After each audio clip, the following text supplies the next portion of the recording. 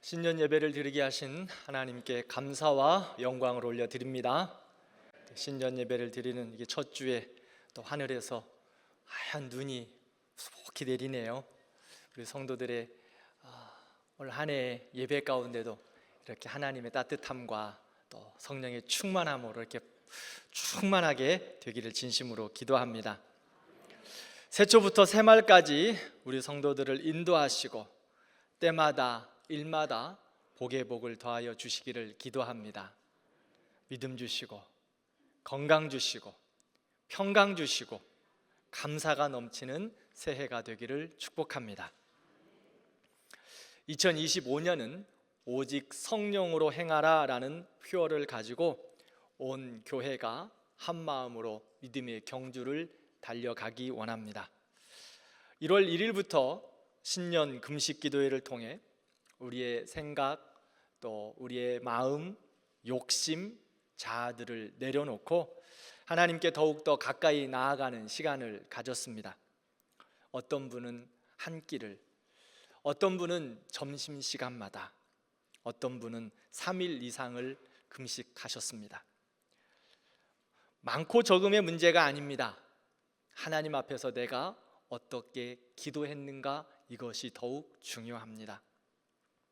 금식한다는 것은 하나님 앞에서 나는 아무것도 아닙니다, 하나님 나를 책임져 주세요 라고 신앙 고백하는 영적 몸부림입니다. 올 한 해 동안도 하나님 나는 아무것도 아닙니다, 하나님이 인도해 주시고 하나님이 은혜 주셔야 살 수 있습니다 라는 믿음의 고백으로 우리 교회는 금식과 기도를 하였습니다. 금식과 기도로 주 앞에 매달린 우리 성도들의 기도와 간구를 가장 선한 것으로 응답하여 주실 줄 믿습니다. 새해에는 사도행전을 통해 우리에게 주시는 하나님의 말씀을 살펴보려고 합니다. 사도행전은 다른 말로 하면 성령행전입니다. 예수님의 승천 이후 성령의 역사를 통해 교회가 세워졌습니다. 그리고 성령의 역사하심을 따라 구원의 역사가 본격적으로 시작되는 과정들을 사도행전에 기록하고 있습니다. 하나님이 교회를 세우시고 성령님께서 하나님의 백성들을 통해 하나님의 나라, 주의 몸된 교회를 확장해 가시고 복음이 확장되어 가는 것을 보여주고 있습니다. 사도행전의 말씀을 통해 2025년 우리 교회가 성령으로 충만한 교회가 되기를 기도합니다. 또한 우리도 성령으로 인도함 받고 오직 성령으로 행하는 걸음, 오직 성령을 따라 걸어가는 축복된 삶, 은혜의 삶이 우리 모든 성도들의 삶과 또한 가정과 모든 것들이 되기를 축원합니다. 사도행전 1장은 예수님께서 부활하신 후 제자들에게 나타나셔서 하나님 나라에 대해서 말씀해 주셨습니다. 그리고 너희에게 성령이 임하게 될 텐데 성령이 임하면 너희는 예루살렘을 떠나지 말고 약속하신 성령을 기다리라 명령하셨습니다. 성령이 임할 때까지 기다리라. 제자들은 예수님께 질문합니다. 예수님께서 승천하시기 전에 이스라엘 나라를 회복하심이 이때입니까? 예수님은 지금 하나님 나라를 말하고 있는데 제자들은 여전히 이 땅의 이야기를 하고 있습니다. 예수님은 그들의 시선을 땅의 나라가 아닌 하나님 나라로 돌리시며 오늘 1장 8절 말씀을 하고 계십니다. 우리 같이 한번 암송해 볼까요? 오직 성령이 너희에게 임하시면 너희가 권능을 받고 예루살렘과 온 유대와 사마리아와 땅끝까지 이르러 내 증인이 되리라 하시니라. 아멘.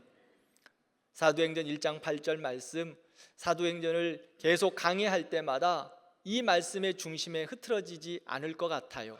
여러분들 이 말씀 다 암송하고 계시죠? 네, 다 암송하고 계시리라고 알아요. 혹시 암송하지 못하신 분들 계속 따라서 하고 암송했으면 좋겠습니다. 이 말씀은 초대교회뿐만 아니라 오늘날 우리와 우리 교회에도 주시는 진리의 말씀입니다. 우리가 붙들어야 하는 말씀. 인간적인 계획과 노력만으로는 하나님의 일을 온전히 이룰 수 없습니다. 오직 성령의 능력을 통해서만 우리는 하나님 나라, 하나님의 영광, 하나님의 뜻을 이루어 갈 수 있습니다. 성령의 역사하심을 통해서만 우리는 하나님 자녀된 삶을 살아갈 수 있습니다. 성령으로 행할 수 있습니다. 성령으로 열매 맺을 수 있습니다. 그래서 사도행전은 교회를 통하여 이루어가는 성령 행전이다 말합니다. 사도행전은 몇 장으로 끝이 날까요?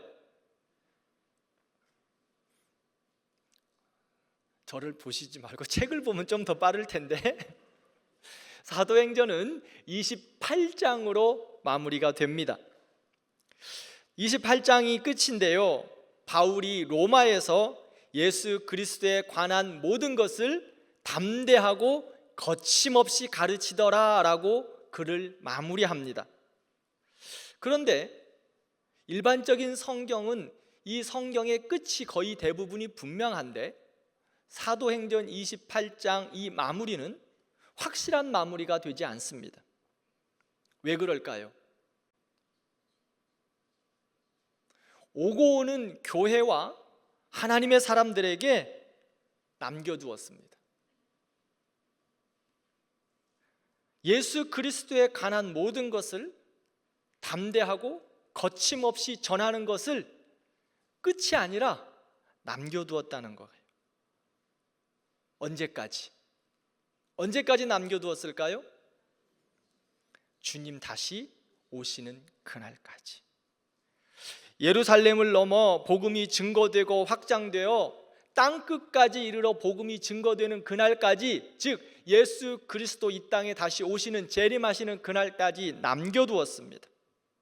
그래서 사도행전 28장은 마무리가 완전히 끝난 것이 아닙니다. 그 복음의 증거가 예루살렘을 넘어 계속되어지고 있습니다. 그 복음의 증거가 계속되어서 우리도 받았지요? 우리 교회도 이 복음의 은혜를 받았습니다. 이제 우리 교회와 우리 성도들이 사도행전의 후속편인 성령행전을 계속 이어가야 합니다. 우리의 책임입니다. 사도행전 28장 이후에 성령행전을 우리가 받았기에 우리도 이 복음의 행전을 계속 이어가는 성령의 역사가 귀하게 있기를 기도합니다. 여러분들과 제가 써내려가야 됩니다. 그럼 성령으로 행하는 삶이 무엇일까요? 오직 성령으로 행하라 2025년도의 표어인데, 오직 성령으로 행하는 그 말씀은 무엇일까요? 첫 번째, 성령으로 행하는 것은 복음의 증인되는 것입니다. 땅끝까지 이르러 내 증인이 되라 말씀하신 그 주님의 명령을 따라 행하는 것이 성령으로 행하는 삶입니다. 8절에 말씀합니다. 예수님께서 오직 성령이 너희에게 임하시면 예루살렘과 온 유대와 사마리아와 땅끝까지 이르러 내 증인이 되리라. 이 말씀은 예수님께서 우리에게 마지막으로 해주신 지상 명령입니다. 그 명령 가운데 하나님의 약속이 담겨 있습니다. 성령의 역사로 이루어진 사명에 대한 약속이 있지요. 우리에게 명령하셨어요, 주님은. 그리고 약속하셨어요. 내 증인이 되라, 복음을 전하라, 땅끝까지 이르러 내 증인이 되라. 그때 내가 다시 올 것이다. 사랑하는 성도 여러분, 우리는 성령으로 행하는 복음의 증인된 줄 믿습니다. 첫 주부터 전도하라고 그럴 것 같으니까 영 대답이 작은데 1년 내에 이야기할 거예요. 왜요? 성령의 행함은 다른 것에 있지 않아요. 첫 번째, 복음의 증인이에요. 복음의 증인. 사도행전 강해를 제가 얼만큼 하는지는 모르겠어요. 28장이니까 최소한 한 장에 2번씩만 해도 50번이 넘겠네요. 거의 한 1년을 할 수 있을 거, 한 1년도 더 할 것 같아요.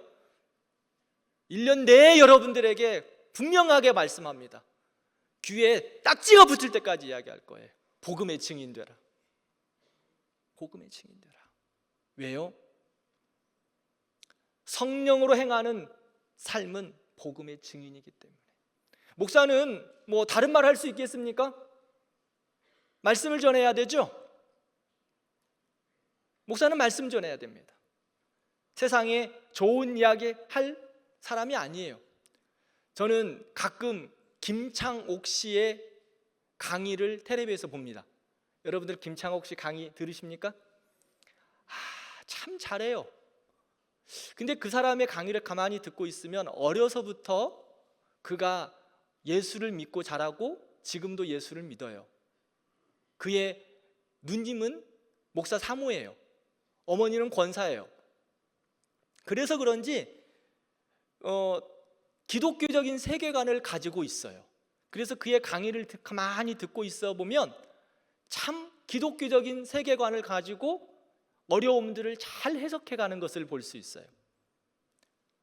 그런데 그는 방송을 통해서 이야기하지만 복음에 대한 이야기를 두리뭉실하기도 하지만 분명하게 말하지는 않아요. 그런데 제가 그런 강의를 할 수 있는 능력도 안 되지만 그런 강의를 할 수도 없어요. 목사는 분명하게 하나님의 말씀에 대해서 말씀을 전하는 것뿐입니다. 때로는 우리에게 마음의 부담감이 올 수도 있습니다. 때로는 우리의 그 삶에 참 어찌 보면 비수와 같은 말씀이 될 수도 있어요. 그럼에도 불구하고 그 말씀을 통하여서 우리가 믿음으로 반응하고 순종해야 해요. 그러게 성령으로 행하는 것은 복음의 증인되는 거예요. 사도행전은 성령행전이라고 말씀드렸죠. 그러면 성령행전, 성령이 행하는 것은 복음 증거예요. 그래서 사도행전을 말씀할 때마다 복음을 전하자, 복음의 증인되라 말을 하지 않을 수가 없어요. 왜요? 우리는 성령의 사람들이잖아요. 그래 복음 증인되는 삶을 살아가는 거예요. 증인이라는 말은 다른 의미로 보면 헬라어에 순교자라는 의미가 있습니다. 증인은 본래 법정에서 자신이 경험한 진실을 말하는 사람이죠. 법정에서 보고 듣고 본 바를 말하는 거예요. 그게 증인이에요. 우리는 복음의 진리를 들었습니다. 알았습니다. 깨달았습니다. 그러면 성령의 능력으로 그것을 담대하게 전하는 겁니다. 선포하는 것입니다. 그런데 그 선포의 삶 속에서 때로는 어려움도 있죠. 아픔도 있습니다. 그런데 증인이 바로 전하지 않으면 그것은 위증죄가 됩니다. 입을 열어서 보고 들은 바를, 깨달은 바를 전해야 합니다. 그래서 증인이라는 기독교적인 다른 의미를 보면 순교자입니다. 즉 복음을 위하여 생명을 내어놓고 증거하기를 조금도 두려워하지 않는다는 겁니다. 사랑하는 성도 여러분, 우리는 복음의 증인으로 부름받았습니다. 큰일 났습니다. 대답을 안 해 이제.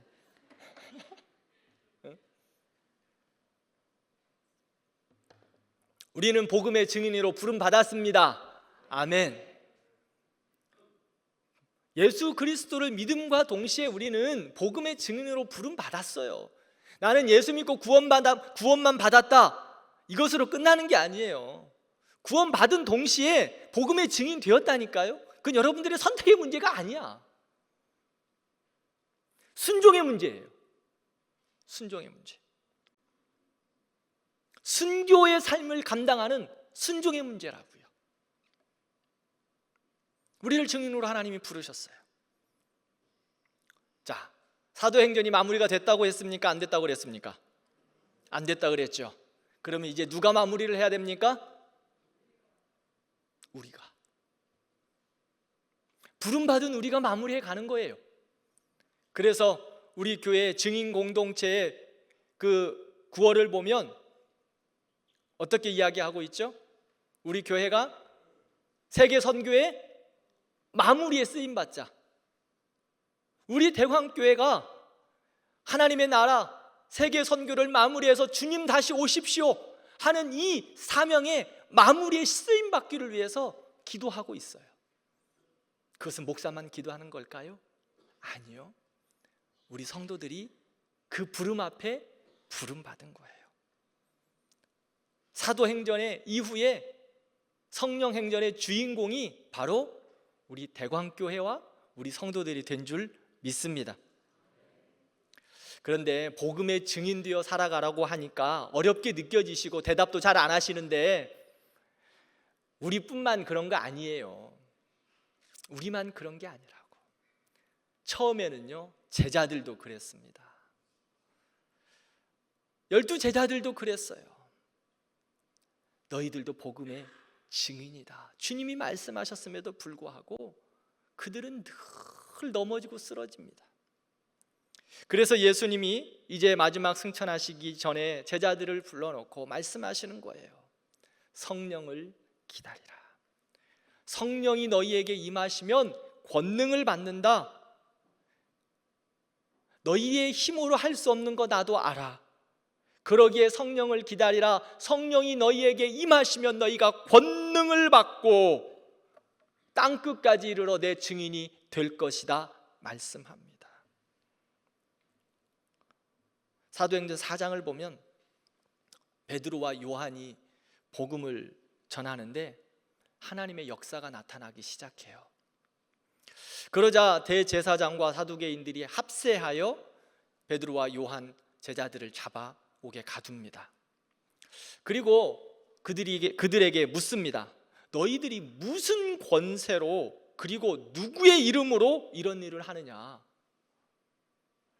베드로가 그때 대제사장과 사두개인들에게 이렇게 대답합니다. 성령이 충만하여 대답하기를 시작했다라고 말합니다. 무슨 말입니까? 베드로가 성령의 능력으로, 성령의 권세로 복음을 전하고 그들에게도 담대하게 말하고 있습니다. 성령의 능력으로 복음이 증인되어 그는 살아가고 있는 거예요. 자, 베드로 한번 생각해 보세요. 예수님의 수제자였죠? 그런데 예수님께서 로마 병사들에게 체포당하시고 십자가에 못 박히셨던 그 상황을 베드로는 따라가면서 보았어요. 그런데 베드로는 두려움 속에서 어떻게 했습니까? 예수님을 3번이나 부인했어요. 그것도 로마 병사들에게 부인한 것도 아닙니다. 옆에 있는 여인, 꼬마 여인에게, 어찌 보면 계집종과 같은 그러한 사람에게 네가 예수님과 한패다 그랬을 때 예수님을 부인한 사람이 바로 베드로였어요. 나는 그 사람을 알지 못한다. 예수님을 부인하고 배신했어요. 그리고 자신을 숨겨버렸습니다. 그렇게 능력 없는 사람이 바로 베드로였습니다. 어찌 보면 우리와 비슷하지 않을까요? 그래도 우리는 아직까지 예수님 배신하지는 않았잖아. 입으로 예수님 배신한 분들은 안 계신 것 같아요. 그렇죠? 그런데 베드로는 예수님을 3번씩이나 배신했다고요. 그리고 도망가 버렸어요. 그런데 지금 사도행전 4장의 베드로를 보면 성령의 충만함으로 완전히 다른 사람 되어 있습니다. 완전히 새로운 사람 되었어요. 베드로의 삶은 성령의 능력이 한 사람을 어떻게 변화시키고 그를 복음의 증인으로 세웠는지 분명히 보여주고 있습니다.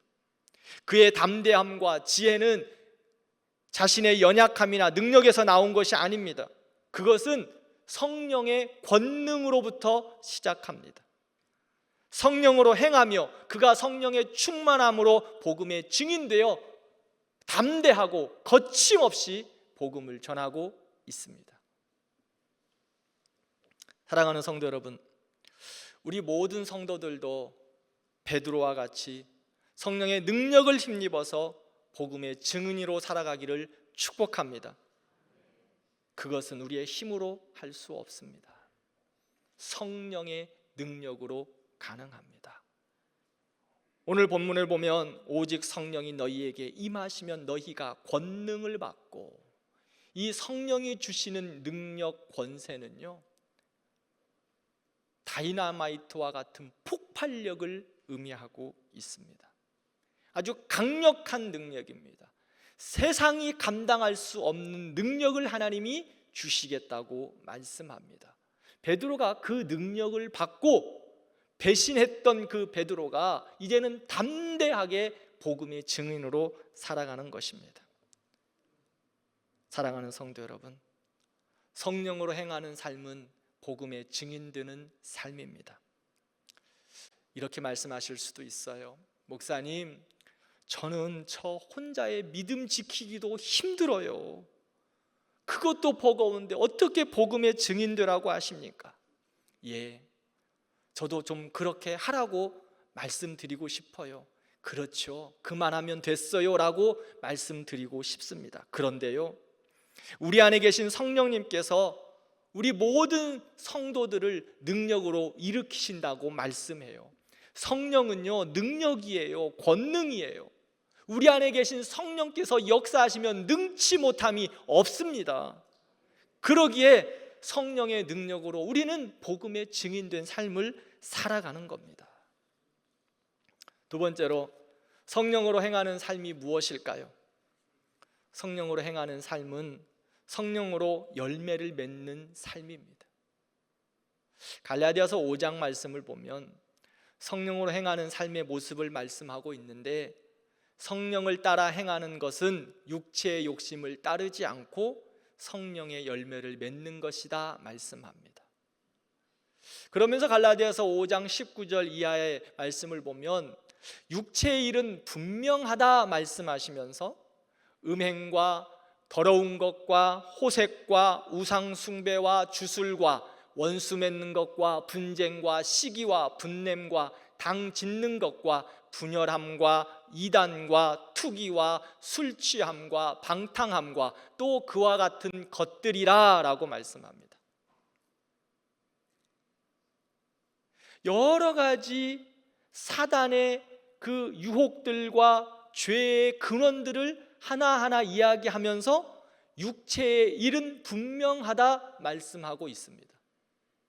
자, 사랑하는 성도 여러분, 그 본문 한번 다시 띄워주세요. 이 본문 안에 나는 해당이 안 되는 것이 있습니까, 없습니까? 음행과 더러운 것, 호색하니까 여기에는 해당이 안 되는 것 같다. 그 다음 절로 넘겨주세요. 자, 우상 숭배와 주술과 원수 맺는 것과 분쟁과 시기와 분냄과 당짓는 것과 분열함, 여기에 내가 해당되는 게 있습니까, 없습니까? 없습니까? 할렐루야. 없기를 바랍니다. 그런데 육체를 가진 우리들의 모습은 이러한 것에 걸리지 않을 수가 없다는 거예요. 그런데요, 육체의 일은 성령의 역사하심을 방해합니다. 성령으로 복음에 증인되어 살아가는 것 방해합니다. 성령으로 살아간다는 것은요, 육체의 일을 경계하는 겁니다. 이러한 일들은 현저하니 너희를 경계하라고 분명하게 성경은 말씀하고 있습니다. 사랑하는 성도 여러분, 성령으로 행함에 있어서 육체의 일들을 하나하나 생각해 보며 경계하시길 바랍니다. 이 경계한다는 말은 떠나라, 주의하라라는 말씀입니다. 육체의 일은 우리의 모습이 아닙니다.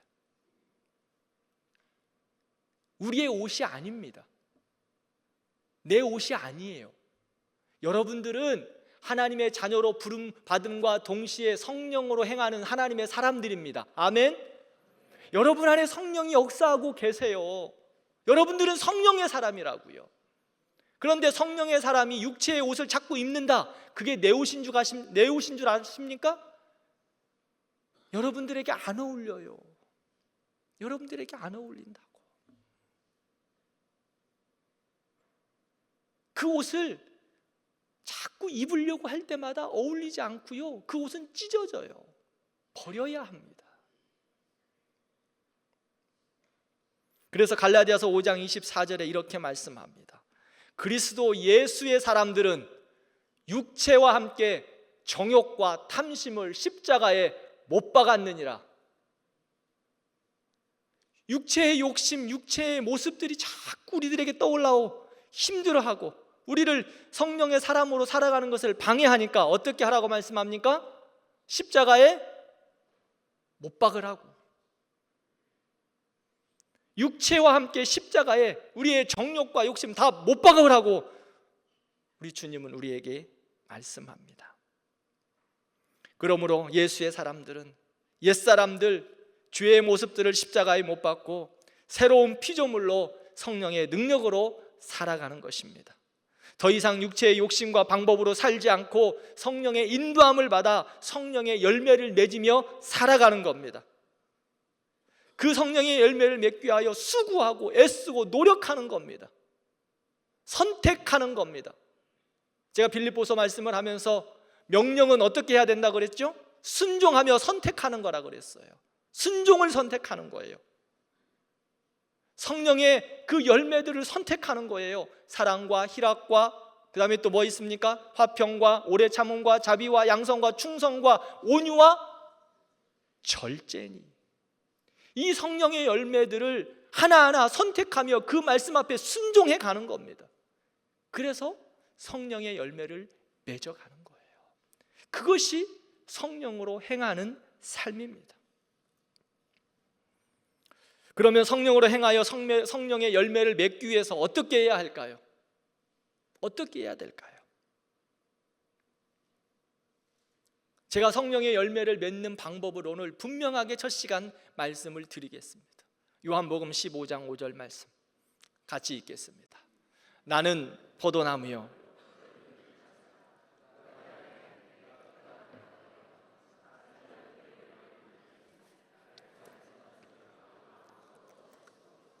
아멘. 포도나무가 열매를 맺으려면 어떻게 해야 합니까? 가지가 포도나무에 붙어 있어야 합니다.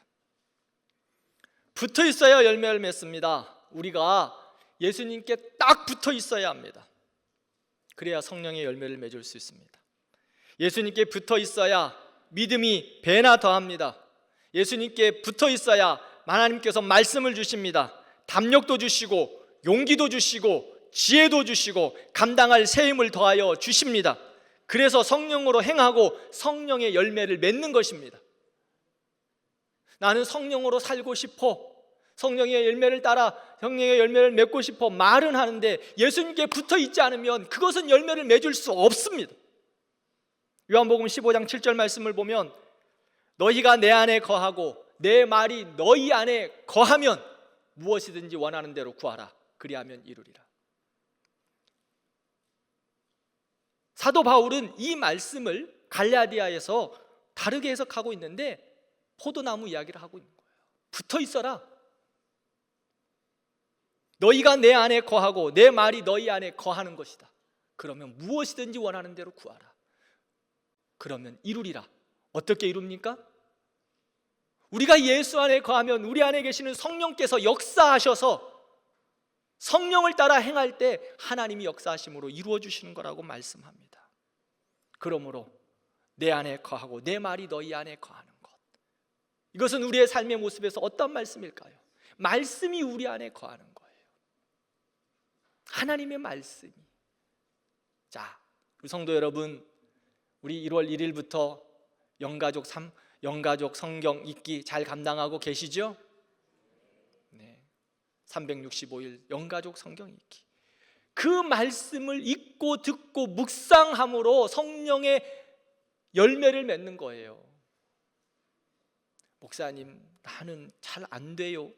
나는 성령으로 열매 맺기가 어려워요라고 말하지 마시고 방법을 말씀을 드려요. 말씀 앞에 들어가세요. 그리고 우리 여기 뭐 초신자들도 계시고 또 나이가 드신 분들도 계시고 또 예수 믿은 지 얼마 안 되신 분들도 계신데, 교회가 여러분들의 신앙의 성장을 위하여 말씀과 기도의 여러 가지 훈련들과 또한 사역들을 해갈 때 여러분 그것에 발맞춰서 따라오셔요. 따라오시면 하나님이 그 안에 역사하실 줄 저는 믿습니다. 성경 읽기 해보자 그러면 읽으시는 거예요. 신년 금식 기도 한 번이라도 해보자 금식하고 기도하는 거예요. 고난주간 또 특별 새벽 기도회 할 건데요, 고난주간 특별 새벽 기도회 하자 그러면 여러분들도 함께 나와서 새벽 기도 해보는 거예요. 부흥회 때 하나님의 말씀으로 충만케 우리를 채워보자, 부흥회에 나와서 말씀 듣는 거예요. 믿음의 순종과 함께 나가는 그러한 사역들을 감당하지 않으면서 나는 성령으로 역사하지 않나 봐, 나의 믿음은 자라지 않는가 봐 라고 이야기하는 것은 하나님이 기뻐하시지 않아요. 오늘도 말씀해요. 너희가 내 안에 거하고 내 말이 너희 안에 거하면, 즉 말씀으로 너희가 성령의 충만함 받을 수 있다 말씀하고 있어요. 그러면 말씀을 읽고 듣고 묵상하는 거예요. 에베소서 5장과 골로새서 3장 말씀을 보면 성령의 충만함을 말하고 있습니다. 그런데 에베소서 5장과 골로새서 3장은 병행 구절이에요. 그래서 에베소서 5장 18절에는 술 취하지 말라, 이는 방탕한 것이니 오직 성령으로 충만을 받으라 라고 말하는데요, 골로새서 3장에서는 그리스도의 말씀이 너희 속에 풍성히 거하여 모든 지혜로 피차 가르치며 권면하고 라고 말씀하고 있어요. 즉 성령의 충만함을 받으라, 이 말씀을 골로새서에서는 그리스도의 말씀이 너희 속에 풍성히 거하여 라고 말합니다. 즉 성령이 충만한 것은 말씀이 충만한 거예요. 성령 충만하기를 원하십니까? 말씀이 충만하기를 바랍니다. 말씀이 충만하는 것은 다른 데 있지 않습니다. 말씀을 듣고 읽고 묵상하는 거예요. 말씀을 듣고 읽고 묵상하면 성령 충만하게 됩니다. 그러면 성령 충만하면 성령의 권능을 받습니다. 내가 원해서가 아니라 말씀에 충만하면 하나님께서 우리에게 성령의 충만을 은혜로 허락하여 주실 줄 믿습니다. 그러면 그 권능으로 우리는 육체의 소욕들을 이길 수 있습니다. 세상을 이길 수 있습니다. 하나님 마귀를 이길 수 있습니다. 이게 은혜의 영적 원리입니다. 그래서 우리 모든 대광교회 성도들이 올 한 해에 말씀으로 충만해서 세상을 이기는 성령의 사람들이 되기를 진심으로 축원합니다. 또한 말씀이 충만함과 동시에 시와 찬송과 신령한 노래를 부르며 감사하는 마음으로 하나님을 찬양하라 라고 골로새서에서 말씀하고 있어요. 성령의 충만함을 위하여 성령의 충만함, 시와 찬송과 신령한 노래를 부르는 거예요. 무슨 말씀이에요? 하나님을 향하여 마음껏 기쁨으로 찬양하라는 거예요. 마음이 억눌리고 힘들고 지칠 때 찬양하는 거예요. 찬양은 곡조 있는 뭐예요? 기도예요. 찬양의 제사로 하나님 앞에 올려드리는 거예요. 때로는 우리가 삶을 살아가면서 세상 가운데 지치고 어려울 때 눈물 흘릴 때 있습니다. 삶의 어려움으로 또 가정의 일들로 건강의 문제로 자녀들의 일들로 우리 걱정하고 눈물 흘릴 때, 그때는 기도하려고 해도 기도도 잘 안 나와요. 어느 누구도 다 똑같은 것 같아요. 지금 100세가 되셨던 옛날 내수동 교회의 박이천 목사님, 한국교회 원로로 가장 큰 어른이시에요. 그분이 그런 말씀하시더라고요. 목회를 하면서 참 내수동 교회 참 건강하고 좋은 교회예요. 그런데 목회를 하면서 하다 보니까 그 좋은 교회에서도 참 많이 어려우셨던 것 같아요. 그때마다 그분은 하루에 성경을 3시간 이상 현역 때에는 읽지 않으시면 밖에 출입을 안 하셨다고 합니다. 그래서 그분은 그 현역 때에 오전에는 어느 누가 와도 만나주지도 않고 장례 외에는 밖을 나가시지 않는데요. 그럼 뭐 하냐? 성경만 읽으신대요. 성경 연구하신답니다. 그런데 그렇게 하시는 분도 힘들고 어려울 때 눈에 안 들어오더라는 거예요. 그렇게 맨날 성경을 3시간 이상 읽는 분도 안 들어오더래요. 그때 뭐 했냐? 찬송했대요. 찬송. 기도도 안 되고 말씀도 안 들어올 때 찬송하니까 하나님이 하늘의 은혜로 다 해결해 주시더라. 그런 말씀을 제가 간증으로 들었어요. 사랑하는 성도 여러분, 시와 찬미와 신령한 내로로 하나님을 찬양하는 여러분들 되기를 바랍니다. 그러면 성령께서 우리에게 물붓듯이 은혜를 공급해 주셔서 성령의 충만함으로, 성령의 권능으로 하나님이 해결해 주실 것들은 다 해결해 주시고, 막힌 나무는 열어주시고, 묶였던 것들은 하나님께 풀어주실 줄 믿습니다. 우리 성도들이 올 한 해 이러한 은혜를 좀 경험하기를 진심으로 기도합니다. 제가 올해 금식 기도하면서 여러분들이 제출해 주셨던 기도의 제목들, 성도들을 기도의 제목 86번까지 86번까지 기도를 주셨어요. 86명이 제출하셨다는 거예요. 솔직히 올해 금식 기도 때는 제가 그분들만 위해서 기도했어요. 우리 교회 성도들 제출해라고 그랬었는데 안 하셨으니까 저도 책임은 없어요. 이제 오늘부터는 다시 할게요. 교회 저 여러분 성도들을 위해서. 그러나 4일 동안은 그 86명의 성도들의 기도의 제목 주신 거 다 정리해서 제가 한 장씩 한 장씩 넘겨가면서 기도했어요. 그러면서 하나님께서 주신 제 마음이 뭐였냐면, 하나님, 우리 성도들에게 올 한 해 이 기도의 제목 가운데 표가 나는 은혜의 표징을 좀 보여주십시오. 저에게 주신 하나님의 마음이었어요. 그런 기도의 제목이 저에게 흘러나왔어요. 하나님, 2025년도 우리 성도들의 이 기도의 제목 가운데 표가 나는 은혜의 표징을 보여주십시오. 표가 나는 은혜의 표징. 간절함으로 우리 성도들의 기도의 제목을 붙잡고 기도했어요. 사랑하는 성도 여러분, 하나님의 역사심이, 하나님의 능력이 우리 안에 임하면 표가 나는 은혜의 증표가 일어날 줄 믿습니다. 은혜의 표정이 여러분들 안에 밝히 드러날 줄 믿습니다. 그러므로 우리는 성령의 충만함을 받아야 합니다. 성령의 충만함으로 성령으로 행해야 합니다. 말씀을 맺겠습니다. 올 한 해 오직 성령으로 행하라 라는 우리는 표어를 가지고 한 해를 시작합니다. 사랑하는 성도 여러분, 우리는 구원받은 우리는 성령의 사람이 된 줄 믿습니다. 아멘 크게 해도 돼요. 우리는 구원받은 하나님의 사람으로 성령의 사람인 줄 믿습니다. 구원받은 자는 성령의 사람이에요. 우리 성령님은 우리 안에 임재하세요. 나갔다 들어왔다가 내가 조금 세상에 시험 받아가지고 믿음이 조금 약해지면 성령님 잠시 외출, 그 다음에 조금 성령이 내가 열심히 기도하고 예배 생활 잘하고 하면 성령님 다시 내 안에 오시고, 조금 부족하면 또 외출하시고, 절대 그런 분 아니세요. 성령님 외출하지 않으세요. 제가 그래서 여러분들에게 분명하게 이야기하는 거예요. 구원받은 우리 사랑하는 성도님들, 당신들은 모두 성령의 사람이다. 여러분들은 성령의 사람이에요. 그러면 성령의 사람은 성령으로 행하는 거예요. 성령으로 행하는 거예요. 성령으로 행하는 것은 내 힘으로 될 수 없어요.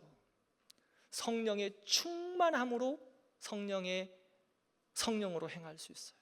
성령의 충만함, 그 성령의 충만함으로 성령의 권능을 받는 거예요. 권능은 다이나마이트, 폭발력이 있는 그 엄청난 능력이 있는 거예요.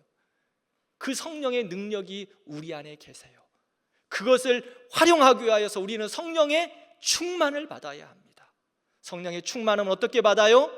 말씀 안에 거할 때. 말씀 안에 거할 때. 그러기에 365일 우리 성경 읽기 잘 말씀을 따라오시기 바랍니다. 그리고 그 말씀 읽고 묵상하세요. 그리고 나에게 주신 말씀 카톡방에 올리세요. 나도 이런 말씀에 은혜 받았어. 우리 어른들 잘 안 되시지요? 안 되시면 사랑 하트 표시라도 좀 올려주세요. 내가 하나님 글씨는 이 카톡 글씨를 잘 못 써서 우리 카톡방에 내가 이거 잘 못하지만 내 마음 하나님을 향한 사랑의 마음으로 올립니다. 하트 한번 눌러주세요. 이것이 하나님을 향한 나의 마음이에요. 그렇게 하나님을 향하여 말씀 앞에 늘 나아갈 때 성령의 충만함으로 인도해 주실 줄 믿습니다. 또한 지치고 낙심되고 억눌릴 때 시와 찬미와 신령한 노래로 하나님을 찬양하는 여러분들 되기를 바랍니다.